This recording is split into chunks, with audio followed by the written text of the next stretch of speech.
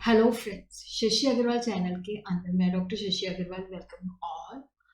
तो आज का जो हमारा सब्जेक्ट है दैट इज दी ऑडिटिंग और हम लोग करने जा रहे हैं बहुत ही इंपॉर्टेंट क्वेश्चन जो हर एग्जाम में ऑलमोस्ट रिपीट हो ही जाता है। रीसेंट ट्रेंड्स इन ऑडिटिंग और we could say emerging concepts in auditing. अगर आपको मेरा ये एफर्ट सही लगता है तो डू लाइक माय वीडियो, इसको शेयर कीजिए और मेरे चैनल शशि अग्रवाल को सब्सक्राइब कीजिए। So this is my app जिसको आप डाउनलोड कर सकते हो गूगल प्ले स्टोर से। ये जो ऐप है commerce, economics and management students को काफ़ी सारा फ्री स्टडी मटेरियल और काफ़ी सारे फ्री मॉक टेस्ट प्रोवाइड करती है और काफ़ी सारे स्ट्रक्चर कोर्सेज भी अवेलेबल हैं। तो रिसेंट ट्रेंड्स इन ऑडिटिंग और we could say emerging concepts of auditing, management audit, environment audit, energy audit, forensic audit, social audit and peer review जो ऑडिट है इसको हम स्टडी करेंगे। तो सबसे पहले हम देखते हैं management audit that is a new development in the field of auditing. ये पहले यूनाइटेड स्टेट्स ऑफ अमेरिका में यूज़ किया गया था। तो it's a tool of management control.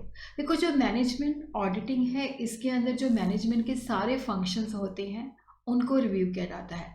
It covers all areas of management like planning, organising, coordination and control. तो ये management की ओवरऑल परफॉर्मेंस की ऑडिटिंग है और ये हर एक लेवल पे, चाहे वो टॉप लेवल का है, चाहे वो मिडिल लेवल का है, चाहे वो लो लेवल का है, it assist at all levels of management in the effective discharge of managerial function. तो यहाँ पे स्टेचुटरी ऑडिट जो है रिक्वायर्ड नहीं होता, ये स्टेचुटरी ऑडिट नहीं होता। The statutory audit is not required to examine the policy of management and their implementation. तो यहाँ पे बेसिकली क्या होता है कि मैनेजमेंट ऑडिटर चाहिए होता है। तो यहाँ पे ये देखना होता है कि जो भी पॉलिसीज़ हैं जैसे वो फ्रेम आउट की गई हैं, क्या उनकी राइट एग्जीक्यूशन हुई है, क्या एफिशिएंसी और इम्प्रूवमेंट हुई है या नहीं है। मैनेजमेंट ऑडिटर अपॉइंट किए जाते हैं जो मैनेजमेंट के साथ रिलेटेड वेरियस मैटर्स होते हैं वहाँ पे उनको एडवाइस करते हैं, सजेशंस देते हैं। और यहाँ पे जो मैनेजमेंट ऑडिटर्स होते हैं मैनेजमेंट के, चाहे वो फाइनेंशियल एस्पेक्ट है, चाहे वो एचआरएम एस्पेक्ट है, चाहे वो मार्केटिंग एस्पेक्ट है, हर एस्पेक्ट को वो स्टडी करते हैं और वहाँ पे उनकी जो स्टैंडर्ड्स होते हैं उनके साथ एक्चुअल परफॉर्मेंस को कंपेयर करते हैं। और ये जो ऑडिटर है इट इज़ नॉट नेसेसरी कि he should be from the field of accountancy. The management audit में कंडक्ट मैनेजमेंट ऑडिट। जो मैनेजमेंट है वो मैनेजमेंट ऑडिट जो है पीरियोडिकली जो है करवाना चाहती है ताकि मैनेजर की एफिशिएंसी जो है उसको रिव्यू कर सके। और यहाँ पे जो रिजल्ट्स आते हैं तो उसके बेसिस पे अगर एफिशिएंसी इम्प्रूव हुई है तो मैनेजमेंट जो है अपने स्टाफ को जो है इंसेंटिव देना चाहेगी। और मैनेजमेंट ऑडिट जो है वो बताता है कि जो मैनेजमेंट की वर्किंग के अंदर है क्या वीकनेसेस हैं, क्या डिफेक्ट्स हैं, क्या इरेगुलरिटीज़ हैं। और वहाँ पे वो रिकमेंड भी करता है कि दीज आर दी वेज जिसके द्वारा जो एफिशिएंसी है उसको हम इम्प्रूव कर सकते हैं। मैनेजमेंट ऑडिट जो है गाइड है जो मैनेजमेंट को गाइड करती है कि किस तरह से हम अपनी एफिशिएंसी एंड इफेक्टिवनेस को इन्हांस कर सकते हैं। और मैनेजमेंट ऑडिट जो है that is on the basis of establish standard, examines, review और जो भी पॉलिसी है उसका अप्रेजल होता है और जो भी मैनेजमेंट के एक्शंस होते हैं रिव्यू किया जाता है कि वेदर दे वर अप्रोप्रिएट और not appropriate, whether they are bringing the desired results और नॉट। मैनेजमेंट ऑडिट के जो स्टेप्स हैं कि देखो यहाँ पे जो मैनेजमेंट ऑडिट है review of operative objective to ensure कि जो ऑर्गेनाइजेशन के ऑपरेटिव ऑब्जेक्टिव्स हैं उनको चेक करता है क्या वो स्पेसिफिक टर्म्स के अंदर बताए गए हैं। और क्योंकि अगर देखो वहाँ पे एम्बिग्विटी होएगी तो लोग जो है असेस नहीं कर पाएंगे कि ऑपरेटिव ऑब्जेक्टिव का मतलब क्या है। तो वहाँ पे ऑपरेटिव ऑब्जेक्टिव को जज किया जाता है कि वो स्पेसिफिक टर्म्स के अंदर जो है बताए गए हैं, तो जिससे अंदाज़ा हो जाता है कि वो लोगों को हेल्प करते हैं कि नहीं करते। और उसी तरह ओवरऑल ऑब्जेक्टिव के बेसिस पे जो डिफरेंट डिपार्टमेंट्स हैं गोल्स एंड प्लान्स किस तरह से डेवलप किए गए हैं, ऑर्गेनाइजेशन का स्ट्रक्चर एग्जामिन करते हैं कि वो ऑर्गेनाइजेशन के गोल्स के लिए सूटेबल है या नहीं है। हर एक फंक्शन की वो परफॉर्मेंस को रिव्यू करते हैं, डिपार्टमेंट की परफॉर्मेंस को रिव्यू करते हैं उनके ऑब्जेक्टिव के साथ कंपेयर करके, और एंड में वो रिपोर्ट बनाते हैं जिसके अंदर वो सजेशन देते हैं।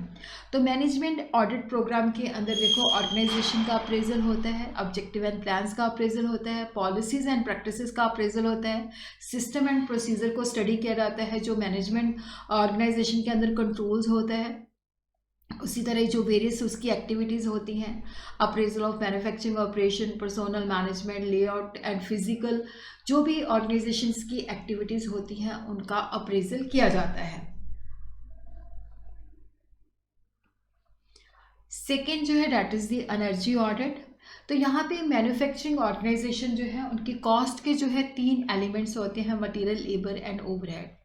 तो ओवरहेड जो है ऑपरेटिंग एक्सपेंस है, और जो मेजर ऑपरेटिंग एक्सपेंस होता है वो एनर्जी होता है, जो कि इलेक्ट्रिकल एंड थर्मल बोथ भी हो सकती है। तो एनर्जी जो है that is a very important component of cost, और ऑर्गेनाइजेशन की कोशिश होती है कि जो भी एनर्जी है उसकी ऑप्टिमम यूटिलाइजेशन होनी चाहिए, कॉस्ट जो है ज़्यादा नहीं होनी चाहिए, वेस्टेज नहीं होनी चाहिए। तो एनर्जी ऑडिट जो है टेक्निक है जिसके द्वारा एनर्जी यूटिलाइजेशन को किस तरह से उसका पैटर्न जो है इस्टेब्लिश किया जाता है, फिर रीज़न और एरिया फाइंड आउट किए जाते हैं जहाँ पे लगता है कि लॉसेस दे आर अकरिंग, फिर बताया जाता है कि किस तरह से सोल्यूशन जो है प्रोवाइड करने हैं ताकि एनर्जी एफिशिएंसी की जो मतलब यूटिलाइजेशन है वो इम्प्रूव हो जाए।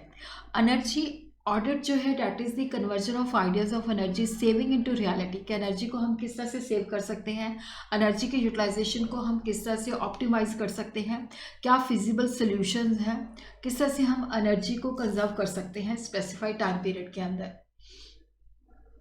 एनर्जी कंजर्वेशन एक्ट 2001 के अंदर energy audit is defined as the verification, monitoring and analysis of the use of energy.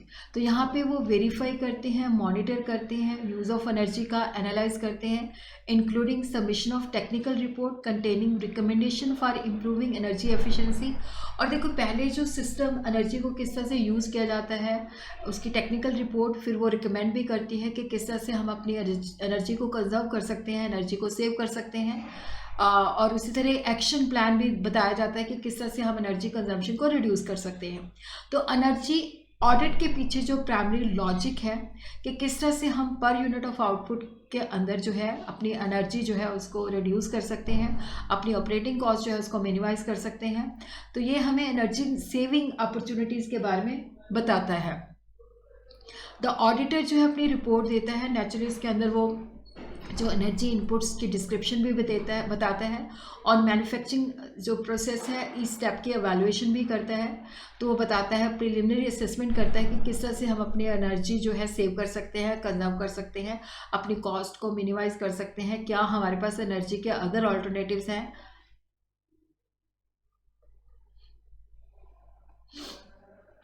और एनर्जी ऑडिट के अंदर देखो प्रिलिमिनरी एनर्जी ऑडिट होता है, डिटेल्ड एनर्जी ऑडिट होता है। डिटेल एनर्जी के अंदर ये चीज़ स्टडी की जाती है, capacity utilisation, water consumption, fuel consumption, stream consumption, electricity consumption, efficiency per unit output, technology use, details of equipment used, percentage rejection of wastage, training programme, energy cost and tariff. उसी तरह third जो emerging area है that is the environment audit. The concept of the environment audit came into existence in 70 with the passing of the environment protection act. तो environment audit का जो origin है that was in United states in 70, और यहाँ पे इसकी जो develop किया गया industry application both for chemical and manufacturing concern.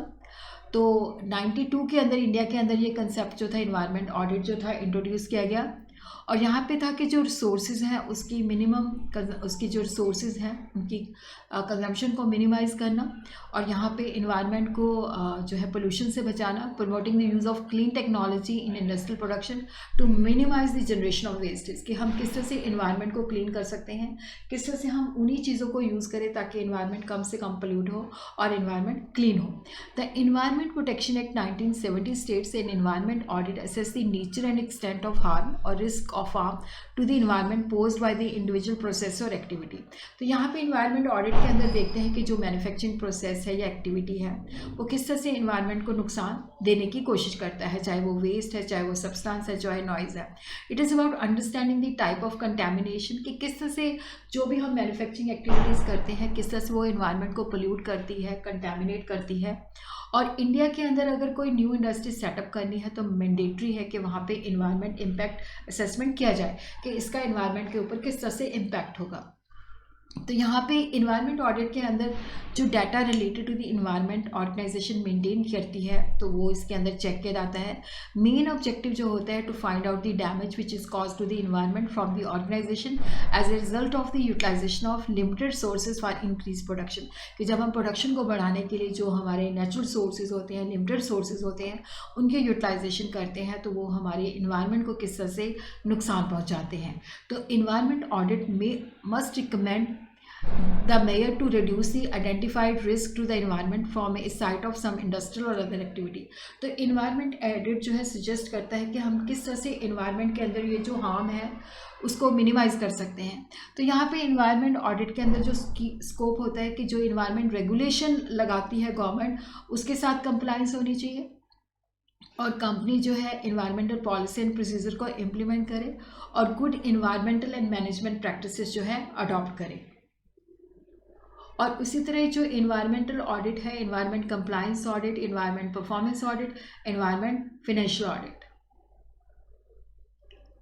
Environmental audit के अंदर जैसे compliance audit is done to provide assurance that organisation activity जो है इन्वायरमेंट लॉज के मुताबिक ही है।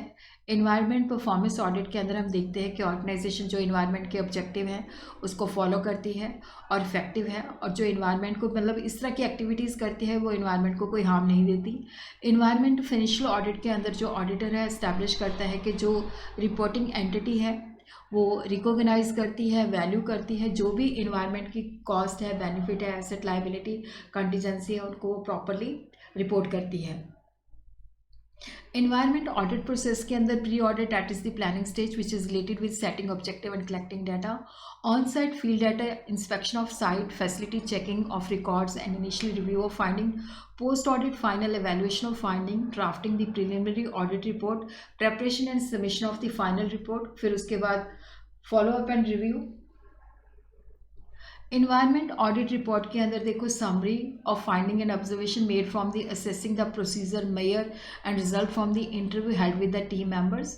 तो उस रिपोर्ट के अंदर name and address of the organisation, date of the last environmental audit report submitted, introduction about the organisation, consumption of input during the year, audit procedures consisting of calculation of hazardous waste disposal, pollution generation, audit finding, recommendation to improve the quality control and a proposal for environmental protection।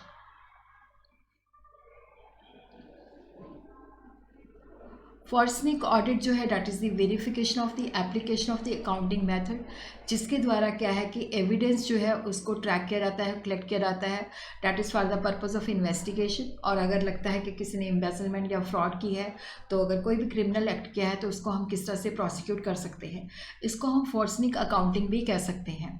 इसका जो objective है legal determination के fraud actual में हुआ है, और उसी तरह यहाँ पे देखा जाता है लीगलिटी को एग्जामिन किया जाता है कि ये किसने किया है, किसकी ऑनरशिप थी, क्या ये रेगुलरली किया गया है, मतलब सारी चीज़ों को इन्वेस्टिगेट किया जाता है। फाइनेंशियल ऑडिट भी किया जाता है। तो ट्रू बिजनेस वैल्यू जो है फाइनेंशियल स्टेटमेंट के अंदर शो होती है कि नहीं होती है, और अगर कोई फ्रॉड हुआ है तो उसको भी चेक किया जाता है। फॉर्सनिक ऑडिट के अंदर जो है ऑडिटर काफ़ी सारे एरिया जो है कर सकता है, जैसे criminal investigation, shareholder and partners dispute, personal injury claim, motor vehicle accidents, business interruption, business employ, fraud investigation, business economic losses and professional negligence. These are the area जहाँ पे फॉर्सनिक ऑडिटिंग जो है यूज़ हो सकती है। तो यहाँ पे देखो जो प्रोसेस है वो क्लाइंट से मिलता है, फिर कॉन्फ्लिक्ट चेक करता है, एक्शन प्लान बनाता है, रेलेवेंट एविडेंस गैदर करता है, फिर उसके बाद एनालिसिस और लास्ट के अंदर रिपोर्ट बनाता है।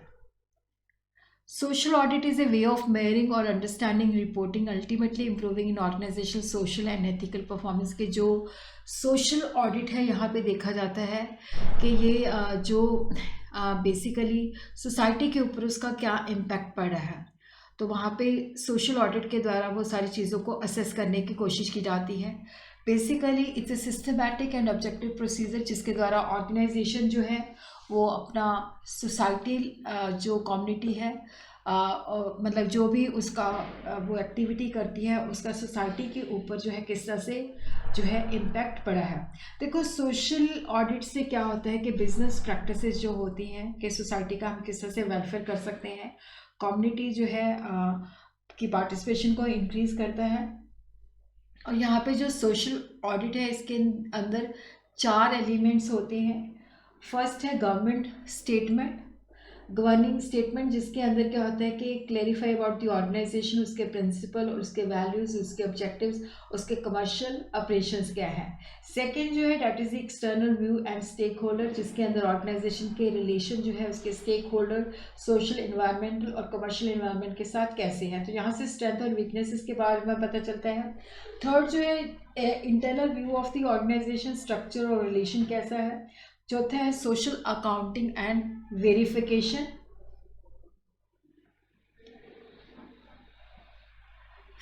पीयर व्यू हम देखते हैं, देखो यहाँ पे पीयर का जो व्यू होता है, सिमिलर स्टैंडिंग और सिमिलर कॉम्पिटेंसी के लोग।